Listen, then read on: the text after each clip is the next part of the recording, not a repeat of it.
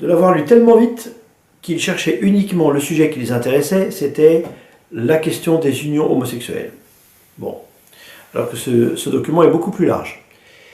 Et donc, aussitôt après ce traitement de l'information, eh bien, un certain nombre de personnes ont été tentées de colporter immédiatement le résumé de l'information tronquée et d'avoir une opinion, évidemment, très favorable ou au contraire, très défavorable.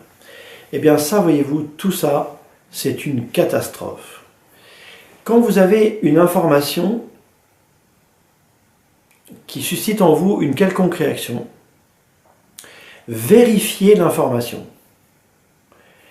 Et le meilleur moyen de vérifier l'information, c'est d'aller au texte lui-même et de le lire. Ça fait 4 pages. Je ne sais même pas si ça en fait 4 d'ailleurs. Ça en fait 4 ou 5 dans mon imprimante, et encore, je l'ai sorti en 12, en Times 12. Donc ça veut dire que ce texte est très court, vous pouvez le lire. Et que si par hasard vous tombez sur un os, comme par exemple une expression comme l'imputabilité psychologique, bon, eh ben, dans ces cas-là, vous demandez une explication. Mais en tout cas, lisez le texte et vous serez surpris de voir que finalement, il y a beaucoup d'équilibre dans ce texte. Alors évidemment, on peut appeler l'équilibre ambiguïté, mais moi je choisis de l'appeler équilibre. Bon.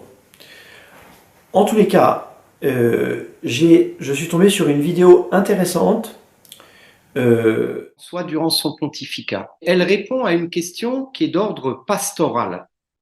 Que peut-on faire pour les personnes croyantes qui vivent ensemble et qui ne peuvent pas recevoir le sacrement de mariage?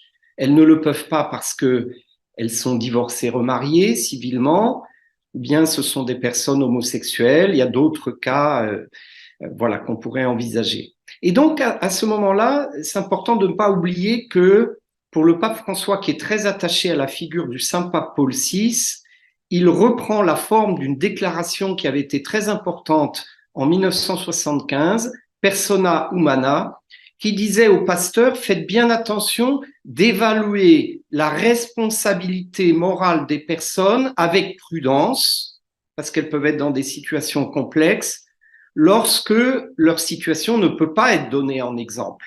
Voilà. Et donc, je dirais aujourd'hui, on était en 1975, donc on est 50 ans plus tard quasiment. Aujourd'hui, le taux de divorce a augmenté, l'échec du mariage également. Et on est dans des sociétés où beaucoup de personnes qui sont croyantes ne parviennent pas à vivre seules. Et pourtant, elles cherchent à faire leur vie avec quelqu'un, mais pour en faire jaillir du bien. Donc, ça peut pas être le sacrement de mariage. Qu'est-ce que ça peut être? Et voilà ce que dit le texte. Donc, il répond à des pasteurs qui sont souvent tiraillés, qui disent, mais il faut respecter le sacrement du mariage. Et en même temps, on ne peut pas ne rien faire pour des personnes qui sont croyantes et qui sont dans des situations difficiles. Et donc, ce texte dit, il y a quelque chose qui est dans la tradition de l'Église, qui s'appelle les bénédictions, avec des gestes, des paroles de prière. Ce ne sont pas des sacrements, ce sont ce qu'on appelle des sacramentaux, qui sont importants parce qu'ils manifestent l'aide de Dieu. Je répète ça tout le temps aux jeunes. Monsieur le curé, c'est un combat avec tous les prêtres, s'il vous plaît.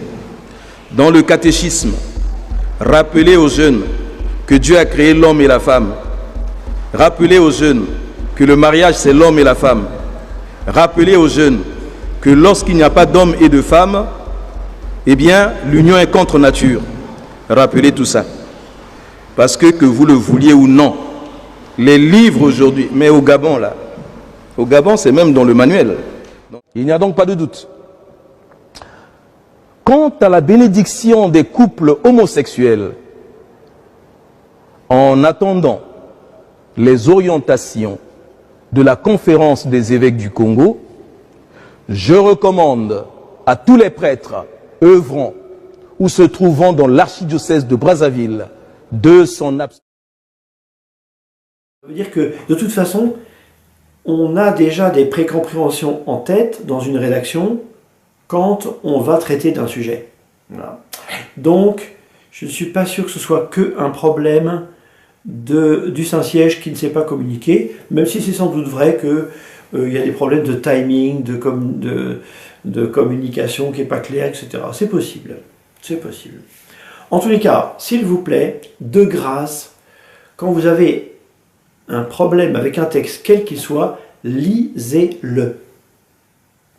Lisez-le, priez et faites confiance à l'Église et tout sera beaucoup plus clair d'un seul coup. Quelques intelligences défient Dieu par leur folie pécheresse en engluant subtilement et de plus en plus l'humanité dans une certaine dictature de l'individualisme, du matérialisme et du relativisme, laissant ainsi perplexes les âmes averties et perturbant la foi des humbles.